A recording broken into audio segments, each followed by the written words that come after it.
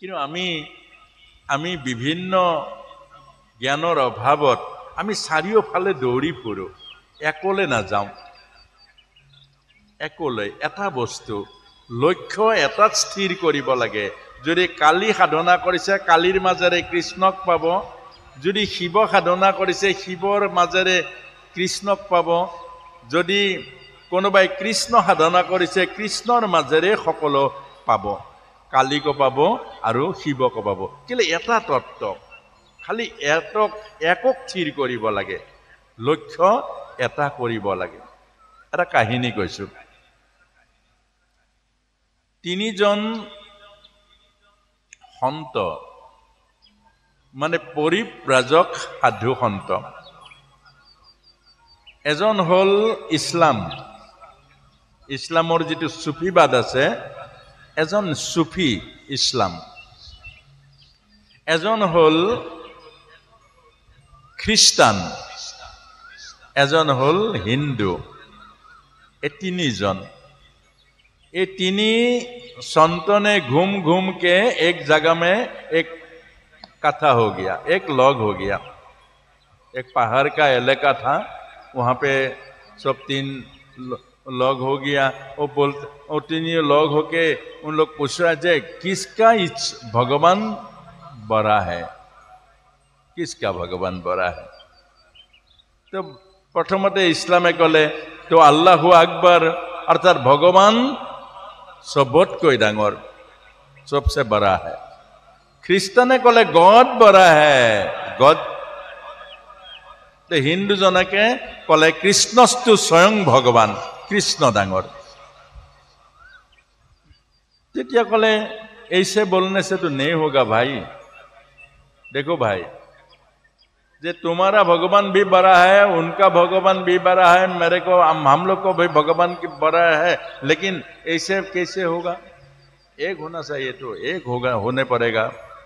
तो एक होने के लिए तो परीक्षा करेगा, परीक्षा होना होगा। जब परीक्षा की एक पहाड़ में सर के कुछ जाने से मालूम पड़ जाएगा। और पहाड़र पर जाप मारिले जी बाचिब तार भगवान डाঙर, और जी मरिब तार भगवान सरू।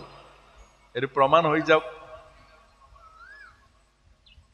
तेतिया सकलो पहाड़र ऊपरत उठिले, प्रथम उठिले इस्लामजन और अल्लाहु अकबर बुली जाप मारि दिले, तलत आहि परिले, एको नहल। ख्रिस्टानजन उठिले, जाप मारि दिले, ओ गॉड सेव मी बुली तलत परिले, एको नहल। हिंदुजनक कैसे हेरा जाप मारा। हिंदुजने भाविसे अरे इहतर तो एजन एजन ईश्वर, आमार को शिव और विष्णु एक तत्व, शिव और विष्णु अभेद आत्मा। যদি বিষ্ণুৰ অকলে নাম লওঁ, শিৱই ত্ৰিশূল পাত পাতি দিলে মাজতে ফুটি মৰিব লাগিব। লাগিল লেঠা, লাগিল।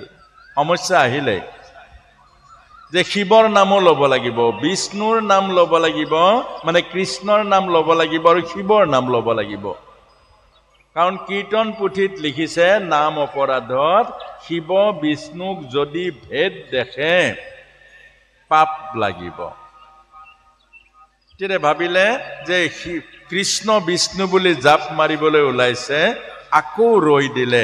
ৰৈ ভাবিলে কি যে শিৱৰতো এগৰাকী আই আছে भगवती, अगर भगवती का नाम नहीं लेगा तो भगवती माँ नाराज हो जाएगा। अभी लागे सब गंडगोल लागिले। तेतिया की करिले कृष्ण विष्णु और भगवती तीनिटा जपतियाई जाप मारिले, तलत आहि मरि থাকিল। আমার কালীবাড়ির মেয়া আইছে নাকি? সব আছে না? কালীবাড়ির থেকে আছে না মায়া সব মাতা সকল? আচ্ছা, এতিয়া এই যে কৃষ্ণ বিষ্ণু আৰু ভগৱতী দুৰ্গা মেয়া নাম জপি জাপ মাৰিলে মৰি থাকিলে জীৱটো ভগৱানৰ ওচৰত গ'ল আৰু জীৱ ভগৱানৰ ওচৰত গৈ ক'লে যে প্ৰভু তোমাৰা বদনাম हो गया, तुम्हारा बदनाम हो गया संसार में। अल्लाह भी उसको बसा लिया, गॉड भी उसको बसा लिया, और हमको बसाने नहीं सका, तुम्हारा बदनाम हो गया। भगवाने सुधिसे जे तई कि करिसिली बारू? बोले मैं ठीके करिसिलो, मैं कृष्ण बुली কৈছো। भगवाने कैसे मयो ठीके करिছো, चक्र लई सीधा सीधा दौड़ मारिছো तोर ओचरলৈ। तार पाছত कि करिली? तार पाছত शिव शिव बुली कलो, एटु बहु भूल करिली। मैं घूरी आही त्रिशूल डम्बर सुदर्शन चक्र थई त्रिशूल और डम्बरुলৈ दौड़ मारिलो। एकेबारे धरू धरू पाऊ पाऊ হৈছো, तेतिया कि करिली? तेतिया भगवती बुली कलो।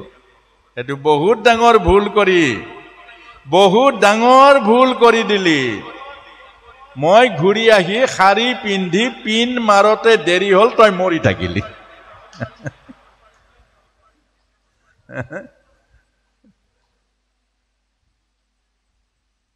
ये सारा संसार का जो तत्व है एक तत्व। एकंसद विप्रा बहुधा वदंती इंद्र जम मातुरिश्व प्रमाहु। एक भगवानके विप्र सकले ज्ञानी सकले नाना धৰণৰ মাজেৰে भाग কৰিছে সমাজৰ উপযোগী কৰি, আৰু সমাজে এক ঈশ্বৰকে, অৰ্থাৎ আমি সকলোবোৰ আত্মা এক ঈশ্বৰ, এক আত্মা। আমাক যেনেকৈ পৃথক পৃথক এটা এটা শৰীৰ দিছে, শৰীৰটো পৃথক, আকাৰটো পৃথক, নাম আৰু ৰূপ পৃথক, ভিতৰত থকা যিটো সত্তা সেইটো এক তত্ত্ব। আমাৰ অসমীয়া সমাজত কেতিয়াবা ভাৱ হয় যে ৰাধা আমাৰ নহয়। ৰাধাৰ নাম ললে মোক এবাৰ ভাগৱতত राधार नाम लोआ कारण कोनबा दुजन माने কৈছে যে प्रभु राधा तो हमार नहीं, हम लोग को राधा नहीं है ना, राधा तो बेंगोली का है। राधा हमार नहीं। आको करबात जेतिया रामर नाम ओलाय तेतिया बोले राम तो बिहारी का है ना, राम तो हम लोग का नहीं है ना। अर्थात आमार মাজত যেতিয়ালৈকে অবিদ্যা থাকিব তেতিয়ালৈকে ভাগ ভাগ থাকিব। যেতিয়ালৈকে আমাৰ অকল দেহৰ পৰিচয় জানিম তেতিয়ালৈকে আমাৰ পৃথকতা থাকিব। সেইকাৰণে আমাক কৈছে যে কৰ্মযোগৰ মাজেৰে ভগৱান কৃষ্ণই কৈছে আত্মাৰ পৰমাত্মাৰ লগত যি কৰ্মই যোগ কৰি দিয়ে, আত্মাত পৰমাত্মাৰ প্ৰেম যি কৰ্মই আনি দিয়ে, এই কৰ্মই আমাৰ কল্যাণকাৰী কৰ্ম। আৰু যি কৰ্ম आत्मार परमात्माक पृथक करे, मानुहे मानुहर মাজত भाग करे, मानुहे मानुहर लगत घृणार जन्म दिए, मानुहे मानुहर लगत सम्पर्क बेया करे, সেই কর্ম হল, সেই কর্ম কি ঈশ্বৰমুখী নহয়। সেই কৰ্মই আপোনাক দুখ দিব, আপোনাক কষ্ট দিব। স্বামী ভাৰ্যাৰ মাজত যেতিয়া সংঘাত হ'ব দুইটাই কষ্ট পায়, দুইটাৰে সমস্যা হয়, হয় না নহয়? আচ্ছা, দুইজন যদি মিলি থাকে তেতিয়া কি হ'ব? কষ্টও নহয়, সমস্যাও নহয়।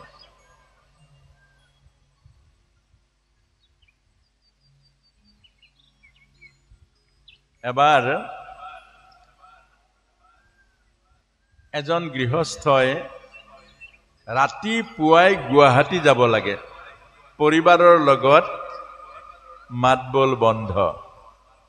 স্বামী আৰু ভাৰ্যাৰ মাজত ৰাতি দিনত কাজিয়া লাগিলে মাতবোল বন্ধ, কোনেও কাকো নামাতে, যে মাতবোল বন্ধ। তাৰ পাছতে ৰাতি এওঁ যাব লাগে গুৱাহাটীলে। তো গুৱাহাটী গাড়ী আছে 5টা বজাত, জগাই দিব লাগিব 4টা বজাত, নিজেতো সাৰ নাপায়। তেতিয়া मातिबोतो नुआरे, हम छोटा होगा क्या, हम क्यों बोलेगा, वो पहले बोलने पड़ेगा, हम थोड़े बोलेगा। हाँ, ऐसा ऐसा मन में हो गया संकल्प। और उसका धर्म पत्नी भी वो सोच लिया जे हम की हम पहले नहीं बोलेगा, हमको बोलने पड़ेगा। वो तो जेद हो गया, तो मात बोल बंद हल। एते की करिब, रातिपुवा যাব লাগে 4টা বজাত। कागज এখন লিখিলে, कागज এখন লিখিলে যে অহা কালি 5 বজাত মই গুৱাহাটীলৈ যাম, 4 বজাত জগাই দিবা। কাগজখন থৈ আহিলে পত্নীৰ ওচৰত ৰাতি। যেতিয়া স্বামীৰ কাৰণে গাখীৰ লৈ আহিলে, আহি দেখিলে কাগজ এখন পৰি আছে। কাগজখন চালে, কাগজখন চাই লিখা আছে যে অহা কালি গুৱাহাটীলৈ যাম 5 বজাত, 4 বজাত জগাই দিবা। এটা ধৰম পত্নী কি কৰিব, তেওঁতো মাতিব নোৱাৰে। তেওঁ কাগজ এখন লিখিলে কেতিয়া 4 বজাত উঠিলে, ৰাতিপুৱা 4 বজাত উঠি কাগজ এখন লিখিলে যে अभी 4 बज गया, कृपा करके उठिए, गाड़ी चला जाएगा। कागज खन थৈ আহিলে। अर्थात आमार এই কথাটোকে কৈছে, आमार সংঘাতে आमार दुखবোৰ আনে, সমন্বয়ে आमार সুখবোৰ আনি দে। কুন্তি মাতাই ভাগৱতত এই কথাটোকেই पंच पांडवर মাজত কৈছে, যত একতা আছে তাতেই ধর্ম আছে, যত একতা আছে তাত ভক্তি আছে, যত একতা আছে তাতে জীবনের আনন্দ আছে। যত একতা নাই, যত একাত্মতা নাই, তাত জীবনের সুখ আর শান্তি নাই। কেলে দৈত্যৰ জন্ম হৈছে দিতিৰ পৰা, দেবতাৰ জন্ম হয়েছে অদিতিৰ পৰা। অদিতি হলো একাত্মতা, অদিতি হলো একাত্মতা, দিতি হলো দ্বৈত বুদ্ধি। তোমার কথা আমি মানব না, আর তোমার লগত আমার হব না, তোমার লগত আমার চলব না, তোমার কথা হবে না। এই যেটো একাত্মতা নোহোৱা, মিলাপ্ৰীতি নোহোৱা, সেই কথাবোৰ হল দৈত্যৰ কথা। আৰ যত একতা আছে তাতে ভগবান আছে, তাতে শান্তি আছে। সেইকাৰণে কুন্তি মাতাই পঞ্চ পাণ্ডৱক শিক্ষা দিছিলে একাত্মতা। আৰ শ্ৰীমদ ভাগৱতত কৈছে যত একতা আছে ততে শান্তি আছে, যত একতা আছে ততে আমার ধর্ম আছে। সেইকাৰণে এই কথাখিনি আমি যোৱাকালিও উপলব্ধি কৰিছো যে এই যেটো একাত্মতা, এই যেটো সমন্বয়, ইয়া ভাৰতীয় সংস্কৃতি। আগত ভাৰতবৰ্ষৰ সংস্কৃতিটো এই একাত্মতা আছিলে, সৰ্বে ভবন্তু সুখিনঃ। অৰ্থাৎ মোৰ পৰিয়ালটো সুখী, এইটো ধৃতৰাষ্ট্ৰই কৰিছিলে। সেইকাৰণে নিজেও সুখী হ'ব নোৱাৰিলে, পৰিয়ালো ধ্বংস হৈ গ'ল। সৰ্বে আমাৰ ইয়াত থকা সকলো জাতি জনজাতি জনগোষ্ঠী যিমান বৰ ভাষা ভাষী আছে, ৰাতিপুৱাই ৰাতিপুৱাই সকলোৱে এই কথাটোৱে ক'ব লাগে, সৰ্বে ভৱন্তু সুখিনঃ, সকলোৱে সুখী হওক। সৰ্বে সন্তু নিৰাময়াঃ, সকলোৱে নিৰোগী হওক, সকলোৰে মন সুন্দৰ হওক, সকলোৰে মন সুস্থ হওক। সৰ্বে ভদ্ৰানি পশ্যন্তু, সকলে ভাল দেখক, সকলে সুন্দৰ দেখক, সকলে ঈশ্বৰৰ সুন্দর সৃষ্টি দর্শন করক। মা কাচ্চিত দুঃখ ভাগ হবে। হে ভগবান, কারো যেন দুখ নহওক, কারো যেন কষ্ট নহওক। আর সেই কথাটোৱে আমাক কৈছে, সেইটোৱে হল কাম। ভগৱত গীতাৰ কাম হল ই ব্যাপক চিন্তা, সকলোৰে মংগল চিন্তা, সকলোৰে কল্যাণ চিন্তা। অৰ্থাৎ প্ৰতিটো কৰ্ম ঈশ্বৰমুখী, প্ৰতিটো কৰ্ম জীবৰ কল্যাণকাৰী, প্ৰতিটো কৰ্মই জগতৰ মংগল কৰা। এই কৰ্মকে ভগৱত গীতাই কৰ্মযোগত কৈছে, এই কৰ্মবোৰ কৰিব লাগে। আত্মকেন্দ্ৰিকতা, মোৰ ভাল হওক আনৰ বেয়া হওক, মোৰ কাৰণে সুখৰ হওক আনৰ কাৰণে দুখৰ হওক, এই কৰ্ম আমি কৰিব নালাগে। এইটোৱে হ'ল কৰ্মযোগৰ সংকল্প। এতিয়া আমি অকমান নাম ল'ম, কীৰ্তন। শ্ৰৱণে মনৰ জড়তা দূৰ কৰে। এই কথা মানুহৰ কি কৰে, মনবোৰ মুকলি কৰে। আমাৰ মনৰ মাজত বহুত গাঁঠি আছে। ভগবান কৃষ্ণ কোনখানে জন্ম পেয়েছিল? কংসর কারাগারে। কংস হলো কুশাসনযুক্ত, মনেই হলো কংস। যার মন অহংকারে শাসন করছে, যার মন অভিমানে শাসন করছে, যার মন লোভ লালসায় আবৰি আছে, এই যে মনৰ অধিকাৰী প্ৰতিজন মানুষ কংস। আৰু সেই কংসৰ কাৰাগাৰে কৃষ্ণ আছে, অৰ্থাৎ আত্মা আছে। কৃষ্ণ হলো আত্মা। আর সেই কারণে বসুদেব দৈবকী কষ্ট, অর্থাৎ জীবর কষ্ট। জীবর কষ্ট, যার মনে গাঁঠি আছে, যার মনে অপবিত্রতা আছে, যার মন অহংকার অভিমানে ভরা, জীবের কষ্ট হয়। সেই কারণে কৈছে জীবর কষ্ট দূর করার জন্য প্রথম মনকে পবিত্র করতে হয়। মনকে পবিত্র করলে, মনকে মুক্ত করলে, মনক বন্ধন মুক্ত যখন হবে, তখন জীবের সুখ আর শান্তি হবে। যদি মনের গাঁঠি থাকবে, মনের যদি গাঁঠি আছে, মনের মাঝে যদি অহংকার আছে, মনের মাঝে যদি অস্পৃশ্যতা আছে, মনের মাঝে যদি উচ্চ নিচ আছে, মনের মাঝে যদি ভেদভাব থাকে, মনের মাঝে যদি জাতি অজাতি থাকে, মনের মাঝে যদি ঘৃণা থাকে, তেতিয়াহলে জীবের শান্তি হবে? জীবের শান্তি কোথায় হবে? জীবের শান্তি হবে না। তার জন্য আমাকে ভাগবত গীতা বলেছে যে প্রতিটো কর্ম অর্থাৎ সংকল্প শুদ্ধ হতে লাগে, আর প্রতিটো কর্মই ঈশ্বর কেন্দ্রিক হতে লাগে, প্রতিটো কর্মই ঈশ্বরময় ভাবনার হতে লাগে। তখন কি হবে? আমার মন মুক্ত হবে, মনে গাঁঠি থাকবে না, মনে অহংকারের গাঁঠি থাকবে না, মনে অভিমানের গাঁঠি থাকবে না, মনে লোভ ঘৃণার গাঁঠি থাকবে না।